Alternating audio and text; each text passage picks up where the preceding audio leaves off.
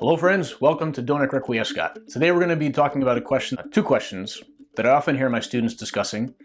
I can't tell you how many times I've heard students getting heated about this and then had to calm people down and say, let's look at this logically. Two questions. First one is, if something is underwater, is it wet? And then the next one is water wet? All this is an exercise in finding the definition of terms. All we have to do is look at the definition of that word wet, and that'll settle the whole thing.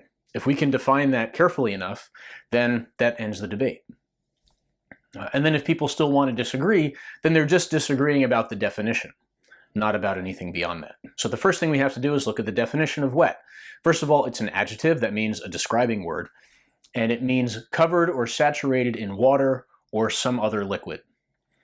If something is underwater, then it is certainly covered or saturated in water or some other liquid. The definition applies.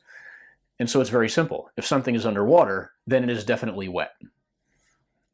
If you still want to argue that something underwater is not wet, then you have to come up with another definition. The second question is a little bit more difficult because we say, is water itself covered or saturated with water or some other liquid? The definition seems to imply that it's something other than water that's covered or saturated with water or some other liquid.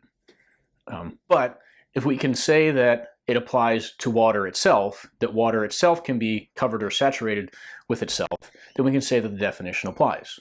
In order to decide if water is wet in the end, we have to find a definition that is a little bit more specific, and I haven't found one. And so it's ambiguous.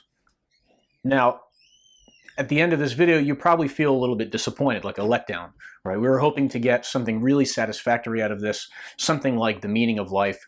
But the fact is, it's just a question about definition of terms. But maybe the lesson to take away from this is the importance of definition of terms. How often do we hear people arguing about things that really matter, beyond just is water wet or if something underwater is wet? Things that really matter and are important and make an actual difference in our lives, perhaps the foundation of our lives.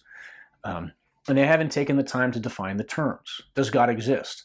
How often do you hear people stop and ask, well, what do we mean when we say God in the first place? Does the soul exist? Well, what do we mean by a soul?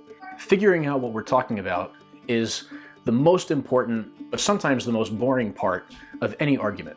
And so as often as I hear people asking this question, I would encourage people then to go further and ask about some of the questions that really matter in life. Please subscribe and share with your friends. Thanks for watching.